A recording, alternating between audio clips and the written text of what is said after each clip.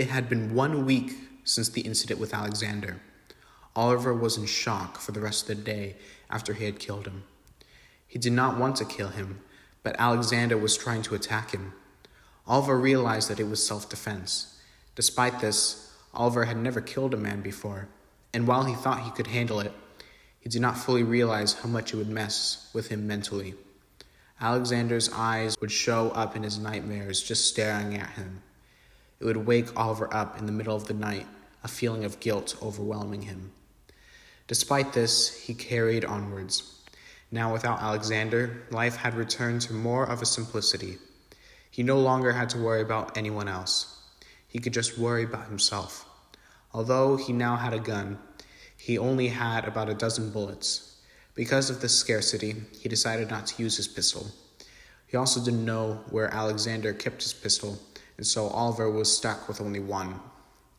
This wasn't the only bit of scarcity that Oliver faced. Money for food was running out and fast. Oliver tried to spend as little as he needed in order to conserve, but it just ended with Oliver getting less food, and the food he got was very low quality. He was beginning to feel very hungry. Oliver looked at his food and money and calculated that he only had 1 more week of food left. That meant that he had to leave to Altoston in a few days. There was no other way he could get enough money or enough food.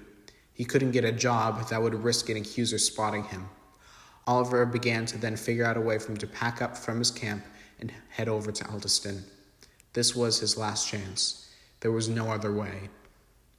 As Oliver was considering this, he heard some noise from not far away. He walked over to the nearby hill to see what it was. It was another camp. There were a set of tents in a circle around a fire. Oliver spotted 5 men. Most of them dressed the same, while one dressed in a strange way that Oliver couldn't make out. All of them looked much stronger than him. They looked very rough. Oliver immediately recognized that he did not want to mess with them. However, he decided that he should explore it. Maybe he could find more food. However, he knew he couldn't go unprotected. He went back to his camp and grabbed his pistol. He waited a little bit longer until he saw everyone leave.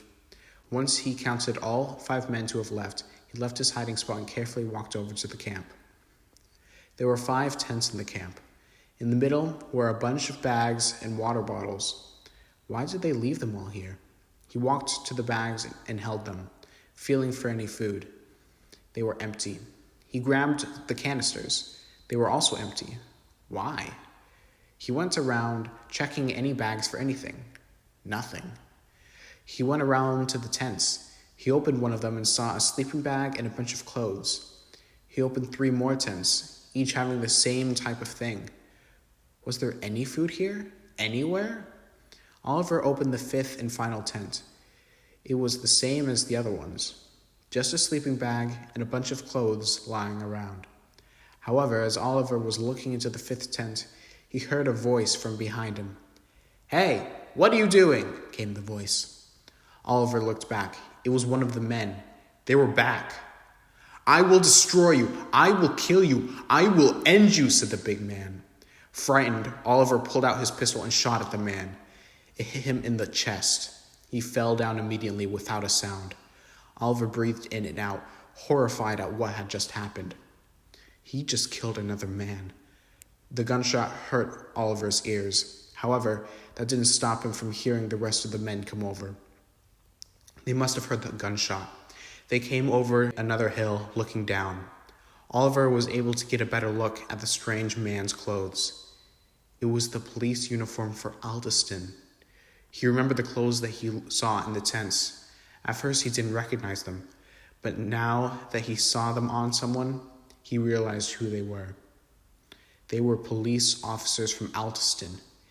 They were the accusers. Realizing this, he knew that what he had to do.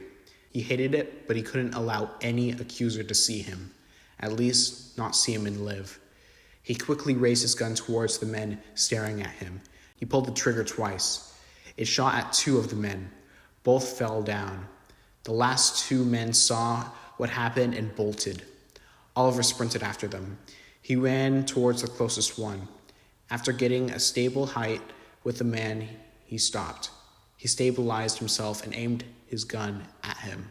He squinted his eyes. He pulled the trigger, and the man fell down.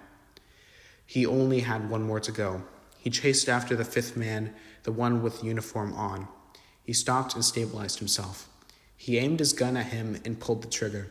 However, the gunshot went off, and Oliver didn't see him fall. He missed. Frustrated, he tried again. Missed again. He was out of ammo now. He had more at camp, but he couldn't chase after him. He was too far away. Oliver sadly had to admit that one of the accusers got away alive. Now he knew that he had to go to Altoston.